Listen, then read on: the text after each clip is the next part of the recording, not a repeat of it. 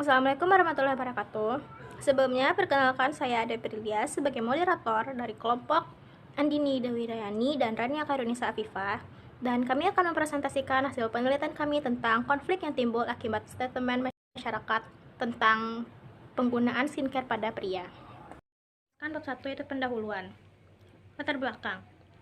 Skincare merupakan kebutuhan sekunder untuk mempercantik diri yang menjadi sebuah prioritas untuk menunjang penampilan.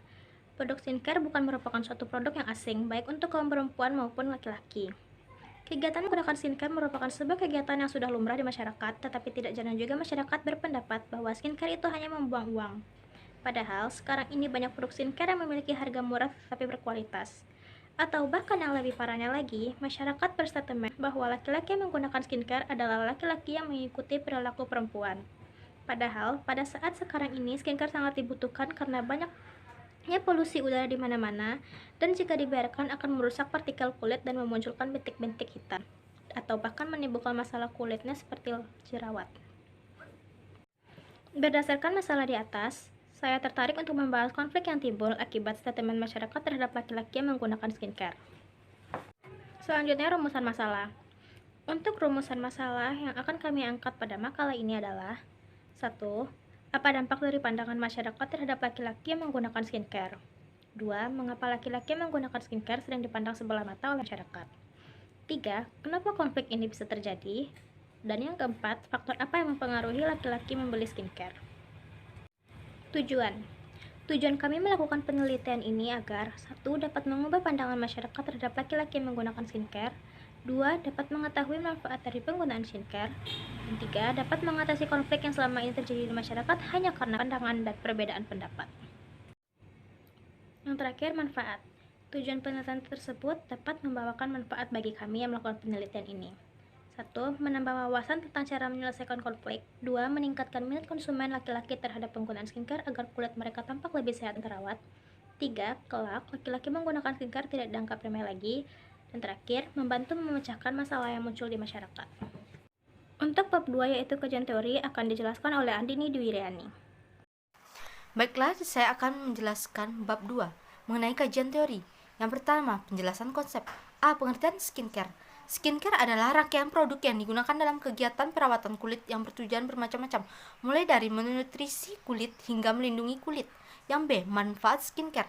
Berikut beberapa manfaat dari skincare. Yang pertama, menyehatkan kulit. Yang kedua, menjaga kesehatan kulit. Yang ketiga, menutrisi kulit. Yang keempat, menyehatkan kulit. Yang kelima, mencerahkan dan melembabkan kulit. Yang C. Perbedaan skincare perempuan dan laki-laki. Skincare laki-laki dan perempuan memiliki beberapa perbedaan. Kulit laki-laki rata-rata lebih tebal 25% dibandingkan kulit perempuan. Hal inilah yang menyebabkan kulit perempuan lebih sensitif dibandingkan kulit laki-laki. D. Izin BPOM. Perhatikan sebelum membeli produk skincare karena dengan adanya izin dari BPOM, maka produk tersebut akan lebih terjamin dan aman. 2. Landasan teori. Landasan teori dalam penelitian ini yaitu teori konsep yang dijelaskan oleh Ralph Dahrendorf dan Max Weber. Penjelasan mengenai konsep tersebut antara lain. Yang pertama, konsep teori dari Ralph Dahrendorf membuat asumsi berkaitan dengan konflik, yaitu yang pertama, masyarakat tunduk pada proses perubahan sosial terdapat di mana-mana. Yang kedua, setiap masyarakat perlihatkan konflik terdapat di mana-mana. Yang ketiga, setiap unsur dalam masyarakat membenarkan kontribusi terhadap desintegrasi dan perubahan. Yang keempat, setiap masyarakat dicirikan oleh adanya penguasaan sejumlah kecil atau terhadap sejumlah besar lainnya. Yang kedua, teori Max Weber mengartikan otoritas sebagai kemungkinan perintah-perintah seseorang dalam posisi atau kedudukan tertentu yang akan diikuti oleh sebuah kelompok. Yang ketiga, kerangka berpikir. Penggunaan skincare di kalangan laki-laki masih menjadi pertentangan di kalangan masyarakat karena penggunaan skincare pada laki-laki menurut beberapa pihak sebagai hal yang aneh. Peristiwa inilah yang membuat pertentangan konflik yang terjadi di masyarakat. 4. Studi relevan. Berdasarkan penelitian dilakukan oleh para ahli tentang skincare untuk laki-laki, ini menunjukkan bahwa saat ini memang sangat marak konflik tentang penggunaan skincare pada laki-laki. Hasil penelitian ini menunjukkan bahwa pelaku membeli dan intensi membeli laki-laki Indonesia lebih dikarenakan sikap atau faktor personal tanpa adanya pengaruh normatif. Yang kelima, hipotesa. Menurut penelitian, konflik ini terjadi karena adanya pertentangan dalam masyarakat tentang penggunaan skincare pada laki-laki. Yang terdengar sepele namun ternyata penyebab konflik yang berkepanjangan yaitu konflik antara laki-laki yang mendukung penggunaan skincare dengan laki-laki yang menolak menggunakan skincare. Untuk bab 3 metodologi penelitian akan dijelaskan oleh Rania. Saya Rania Kairunisa Afifah akan menjelaskan bab 3 metodologi penelitian, waktu dan tempat penelitian. Penelitian ini dilaksanakan di SMA Negeri 10 Padang, tepatnya di kelas 11 IPS 3 pada hari Selasa 24 Mei 2022 pukul 7 WIB hingga 8.30 WIB. Alasan memilih lokasi dan tanggal ini karena terjadi pada hari sekolah dan mudah untuk mendapatkan informan. Jenis penelitian. Penelitian ini menggunakan jenis penelitian kuantitatif. Penelitian kuantitatif adalah penelitian yang bersifat deskriptif dan cenderung menggunakan analisis. Proses dan makna lebih ditonjolkan dalam penelitian kuantitatif. Sumber data. Peneliti mengambil dua sumber data yaitu 1. Peneliti menggunakan sumber data primer.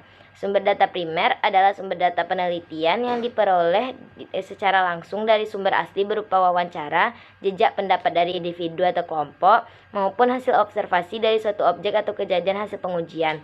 Peneliti mengambil sumber data primer karena sumber data ini dapat meningkatkan validitas dari penelitian. Informasi yang diperoleh dari tangan pertama yang lebih pasti dan mendapatkan keaslian dari sebuah penelitian. 2. Peneliti menggunakan sumber data sekunder. Sumber data sekunder adalah data yang diambil melalui perantara atau pihak yang telah mengumpulkan data tersebut sebelumnya. Dengan kata lain, peneliti tidak langsung mengambil data sendiri ke lapangan. Peneliti mengambil sumber data sekunder karena pengumpulan datanya lebih relatif mudah dan tidak memerlukan banyak waktu, karena sebagian besar data sekunder dapat diakses secara gratis dari media massa. Sampel. Penelitian ini mengambil sampel area sampling. Area sampling juga bisa disebut cluster random sampling. Penelitian ini terjadi jika populasi tidak terdiri dari individu saja atau individu-individu, namun harus terdiri dari kelompok-kelompok atau cluster. Tujuan digunakannya cluster random sampling adalah untuk menentukan sampel sebuah penelitian yang memang memerlukan kriteria-kriteria tertentu agar sampel yang diambil sesuai dengan tujuan penelitian. Teknik pengumpulan data. Teknik pengolahan data merupakan proses atau cara yang digunakan untuk mengolah data untuk memperoleh informasi. Metode pengolahan data akan melalui beberapa tahap yang meliputi 1. Reduksi data. Dapat diartikan sebagai proses pemilihan, pemusatan perhatian pada penyederhanaan, pengabstrakan, dan transformasi data kasar yang muncul dari catatan-catatan yang muncul di lapangan. 2. Display data atau penyajian data. Penyajian data merupakan kegiatan saat sekumpulan data disusun secara sistematis dan mudah dipahami, sehingga memberikan kemungkinan menghasilkan kesimpulan. 3. Verifying atau verifikasi. Verifying adalah proses memeriksa data dan informasi yang telah dikumpulkan agar validitas data dapat diakui dan digunakan dalam penelitian. Kemudian data dikonfirmasi ulang atau divalidasi. 4. Concluding atau kesimpulan. Tahap terakhir dalam pengolahan data adalah kesimpulan. Kesimpulan inilah yang nantinya akan menjadi sebuah informasi yang terkait dengan objek penelitian si peneliti. Tahapan ini dapat diistilahkan sebagai concluding, yaitu kesimpulan atas pengolahan data yang terdiri dari 4 proses sebelumnya, yaitu editing, classifying, verifying, dan analyzing. Selanjutnya bab 4 yaitu pembahasan akan dijelaskan oleh Andini. Baiklah, di sini saya akan menjelaskan bab 4. Yang pertama, rumusan masalah. Apakah Anda setuju dengan penggunaan skincare pada laki-laki?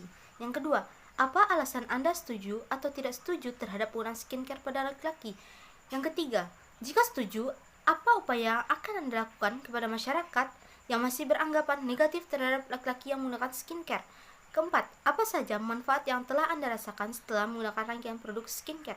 Menurut informan pertama, menurut Miko, dia setuju dengan menggunakan skincare terhadap laki-laki karena menurut informan, kalau laki-laki juga harus merawat diri. Dan skincare sendiri tidak harus untuk perempuan saja. Dan skincare sendiri bukanlah hal yang memalukan untuk digunakan. Informan sendiri juga merasakan manfaat yang ditimbulkan dengan menggunakan skincare. Menurut informan kedua, sementara menurut Ihsan, menurut skincare sendiri masih tergolong alat kecantikan yang berkaitan dengan perempuan dan merasa aneh apabila laki-laki yang menggunakannya. Menurut informan ketiga, menurut Yandri, dia setuju dengan menggunakan skincare ini karena laki-laki harus merawat diri sendiri, minimal mencuci muka. Menurut informan, merawat lebih baik daripada mengobati. Upaya penyelesaian masalah yang pertama, menurut informan pertama, memberitahukan kepada masyarakat bahwa skincare bukanlah hal yang memalukan. Skincare bukanlah hanya untuk perempuan saja. Menurut informan ketiga, pemberitahuan bahwa skincare sendiri itu perlu juga untuk laki-laki, karena laki-laki juga harus merawat diri sendiri.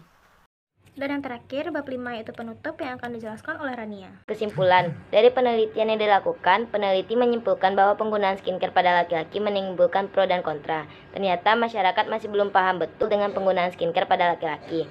Selain itu, penggunaan skincare pada laki-laki menimbulkan gejala konflik yang terjadi di masyarakat. Karena adanya kelompok yang pro dan kontra terhadap penggunaan skincare, bagi kelompok yang pro, mereka mengatakan bahwa skincare sangat penting untuk merawat diri. Sementara kelompok kontra mengatakan bahwa penggunaan skincare itu termasuk alat kecantikan perempuan dan merasa suatu hal yang memalukan.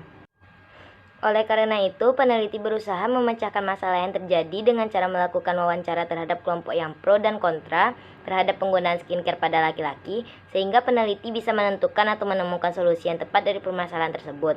Untuk solusinya, peneliti menyarankan kelompok kontra mengikuti seminar terkait manfaat dan kegunaan skincare pada laki-laki. Tujuannya agar mereka teredukasi, setidaknya walaupun tidak ingin menggunakan, mereka tidak juga merendahkan para laki-laki yang menggunakan skincare.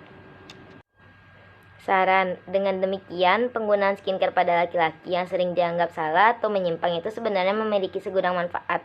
Namun banyak masyarakat yang masih belum mengetahui atau belum paham betul manfaat dari skincare untuk laki-laki sehingga menimbulkan gejala konflik di masyarakat.